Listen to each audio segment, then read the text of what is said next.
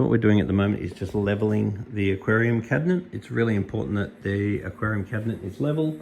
And the next thing we're going to do is start setting up this filter. Whenever you set up a filter, you make sure you want to take everything out, have a good look at it, take everything out of its plastic. You can't believe how many people we sell a filter to and then they come back in and say that filter was no good. Then what we end up finding out is they never took the media out of the plastic and they're wondering why the filter's not working. Now this filter also has a UV sterilizer within the filter, and that will help to make sure that your water is nice and clear. But it's really important you don't turn the UV filter on at the start. I'd like to give the tank a good month before we switch that on. Then once we do switch that on, you do want to make sure that you replace that globe about once a year. So just pop that out, bring it down to the shop and we can give you a new one. And I don't really want it running all the time. So if your water's crystal clear, I'd rather you just turn it off sometimes. And then if for some reason your water is a little bit cloudy, then just whack it on. So when I'm setting up the filter, what I'm looking at doing is putting your largest or let's say smallest surface area or largest size media on the bottom. Then I'll just get some sponge, put that on top of that. Then we're going to go into the finer material. Now because this aquarium is going to have driftwood in the aquarium, at some point I would recommend putting some activated carbon into the filter.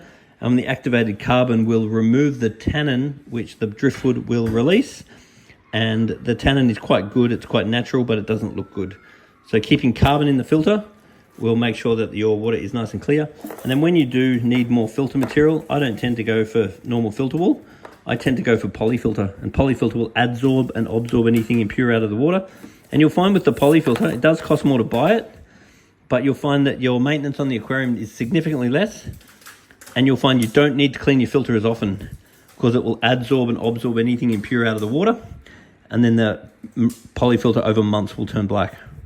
I'd way prefer that when you do need new media and some carbon to make sure that the driftwood doesn't discolor your water. The next question is whether to put blue on the back of the tank or black on the back of the tank. In this case, black has been chosen. Now, if you're going to go for very bold yellow fish, very bold fish, you'll find that black looks really great. But if you go for subtle fish, often the black, I reckon, can be a little bit dark. And mind you, you can change it very easily anyway. And with aquariums, I'm a big believer that change is king.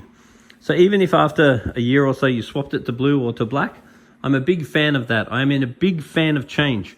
Because you set your tank up, you make it look great. For a year you love it, then a year you like it, and then you've sort of seen it. So change is king. Activated carbon now. I'm going to put the carbon into the bags, put the bag into the filter. Now, if you see the water starting to discolor, or let's say in 1 or 2 months, what I want you to do is tip this carbon out, put some more carbon in, and then go again. Because what happens with the carbon is it sucks everything out of the water, and it will suck the tannins out from the driftwood. And the driftwood will make the water a bit of a tea color, and this will fix the tea color. So if you see the tea color back in the water, and usually you see the tea color when you're looking that way, not so much when you're looking that way. If you see the tea color in the water, just replace your carbon. Every 1 or 2 months. When you replace your carbon, make sure you give it a good wash. So wash it until some of that black sediment is not being released. This carbon's actually pretty clean. Now inside the filter, the water will come up through the bottom, go through the various layers of biomedia. Now good bacteria is going to grow inside this biomedia. So therefore, when it's time to wash the biomedia, what I want you to do is drain a little bit of water out of the fish tank into a bucket, empty the material into the bucket, rinse it round, tip off the dirty water. Then you put the media back, put it back in the filter, and we want to be using tank water to wash your filter. We don't want to be using tap water once you grow the good bacteria, because the fish will produce waste and the good bacteria will grow in here. So we don't want the chlorine in the tap water killing the good bacteria. Otherwise, if we don't have good bacteria, our fish might start dying. The bubbles in the aquarium. This is the air pump. The air pump, it's important it doesn't vibrate on anything. And after a period of time, it's good to change that little filter there to make sure that it's pumping properly. Always have it on full. So what we do is we just get some air line. We connect the outlets of the pump into the inlet of the check valve, and it sort of an arrow sort of faces that way. So we just go airline, airline, airline, airline, and then these go into the aquarium wherever we want the air, the bubbles to come out. So we just hide them in the aquarium under the rock or something. And then we've just got some suction caps here just to stick the airline onto the side of the glass and make sure it's as neat as possible.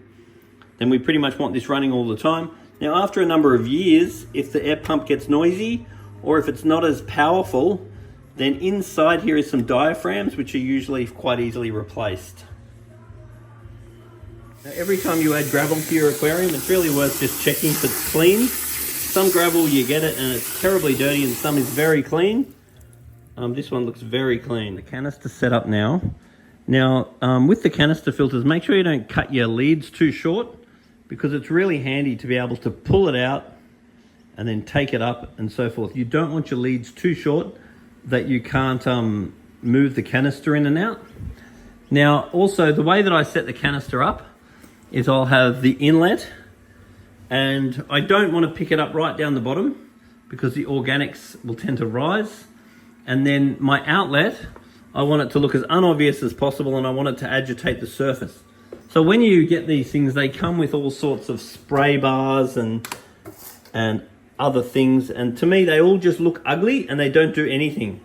I try to make sure that my setup is as clean and simple as possible. And I don't want anything in there that doesn't have to be there. Decorating an aquarium, what I want to suggest, number one, is change is king. Set it up, enjoy it, and then in 6 months or whenever, do a big spring clean. Now, what a spring clean is pull all that stuff out, clean all underneath it, put it all back in again, and put it all in completely different. Because this box is your fish's world. So every now and then, it's good to swap their world around. It gives them all new things to swim around and new things to play with. Also, just be aware that over time, if these plants or the rocks or the wood starts to look a bit algae-ish or not as good, what you want to do is get it all out, throw it out in the sun, leave it there for a day or so, and the sun will bleach off the algae. Then flip it over, leave it there for another day or so, then hit it with a hose, and you'll actually be amazed how much better it will look after you whack it in the sun for a couple of days. Now, my primary concern today is this driftwood, because we have to expect that to want to float at the start. Some will float for days, some will float for weeks, and some might even take longer than that. It just depends on the actual wood. So what I've done at the moment is just tried to weight it with the rocks. So that isn't necessarily how I would normally do the tank. Normally you would put the rocks more towards the bottom, you'd put the driftwood on top, and then that would be surrounded by the plants. But for today's exercise, I'm trying to weight the driftwood down. And what I'm also trying to do is give plenty of surface area. I try not to touch the floor as much as possible. So where you can, if you minimize the contact with the surface of the substrate, that's how you keep your tank really clean. Because when you service it, you can use a gravel cleaner. And also there's various fish that are very good at digging in the sand. So if you have exposed sand, it's very easy to keep clean. If your sand is under all the rocks and stuff, that's where all the dirt's going to build up, under the rocks. And it can't be cleaned and it can't be scavenged. So as much as you want, try to expose your substrate as much as you can. And then once again, when you're doing your cleans, it's good to pull stuff out, clean underneath it and put stuff back. Especially in situations like this where it's so easy just to disassemble it and assemble it back again. Try to minimize your contact with the substrate, and change is king. Enjoy this.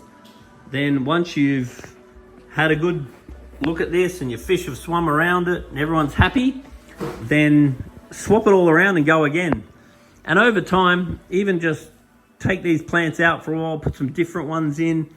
You want to change. Change is king.